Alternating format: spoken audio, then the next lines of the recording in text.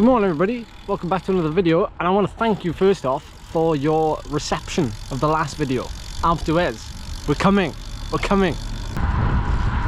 Remember to set that goal for yourself, people. A goal goes a long way.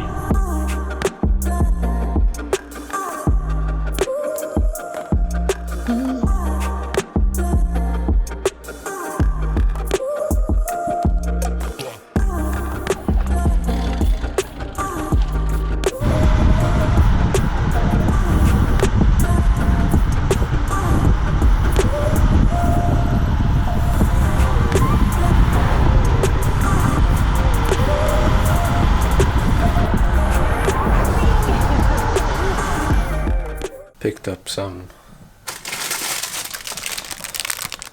crumpets for breakfast. Don't have to have crumpets, but they're just, sometimes you fancy them.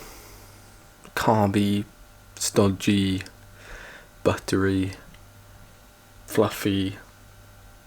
What other words can I use to describe crumpets?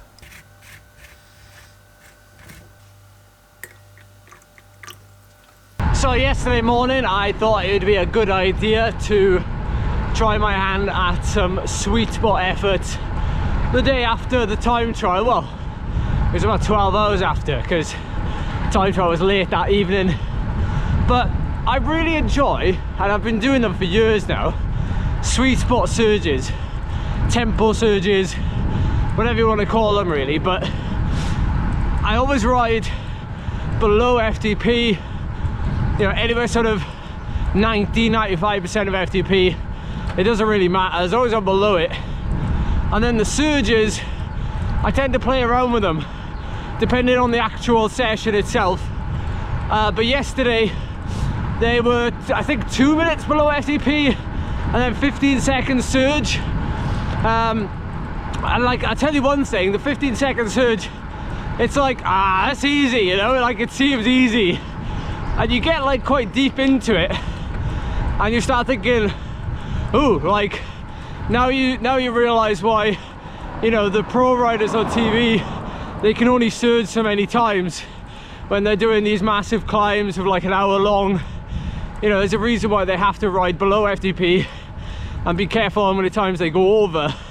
But it's a great session if you want to feel like you're in a Grand Tour or something and you're going up big mountains. I did 3 15-minute blocks with 5 minutes of recovery, so 45 minutes of total work, which backs up what I did the night before, which is the 45-minute time trial. So that's good, that is good. My sensations, I mean, I felt okay. I want to probably move on from that now and do 2 by 30 minutes at the same effort, but just longer chunks, and see how I cope with that one, which obviously increases my time in zone by 15 minutes, but it also rather than doing, you know, 4 by 15, I'm actually making the session more event specific by doing 2 by 30, which is the Haute Route and the Marmotte, and, you know, well, basically any event where you're making long efforts like that. It doesn't even have to be events where you're in big mountains.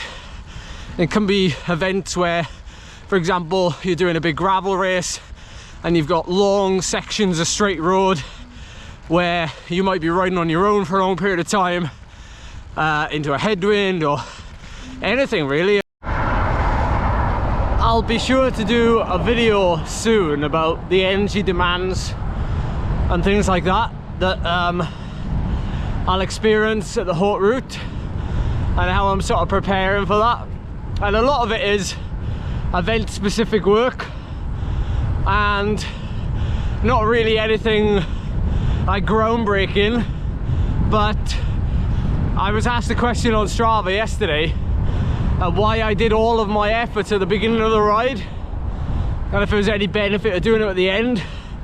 I mean, yes, there is benefit of doing them at the end, but you know, it all depends, doesn't it? It depends. It's that answer that we hate. But at the end of the day, I think it depends on where you are in your cycle, because you know, you have to be fairly strong, fairly fit and fairly resilient to be able to complete the intervals at the end of a ride, especially if they're, you know, sweet spot or above FTP or, you know, anything similar to that, because it takes a lot of resources.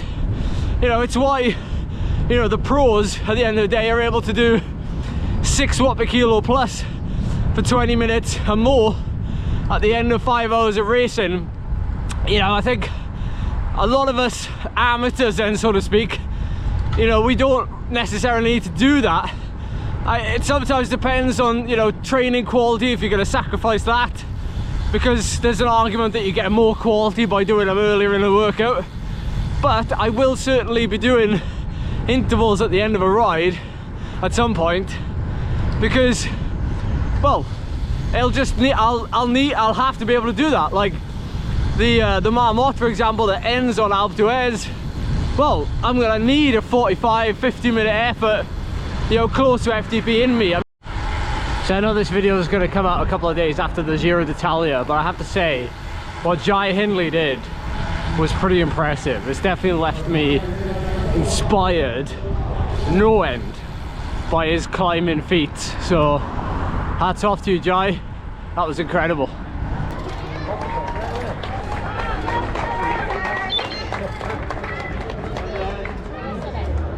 This is something that I admire from the triathlon community massively, is like their ability to welcome like all people, like every single person that wants to try something. They welcome them in and try to give them, you know, like all of the experience, like try and help everybody. And I try to bring that into my own circle as well, because I feel like sometimes the cycling community could learn a thing or two from the triathlon community. I don't mean that in a bad way, I'm just saying that like the triathlon community are like extremely well held together, or at least that's what it feels like. And when people come out and support things like this, even when they have nothing to do with triathlon, and I know they do in cycling as well, but do you know what I mean? Like, it's absolutely mega the support people get when they do a triathlon. Like mega. Can you imagine if we had this when we did a local time trial? People come out and watch us. It's just amazing how people like rally around people who are doing triathlons and stuff. I just love it.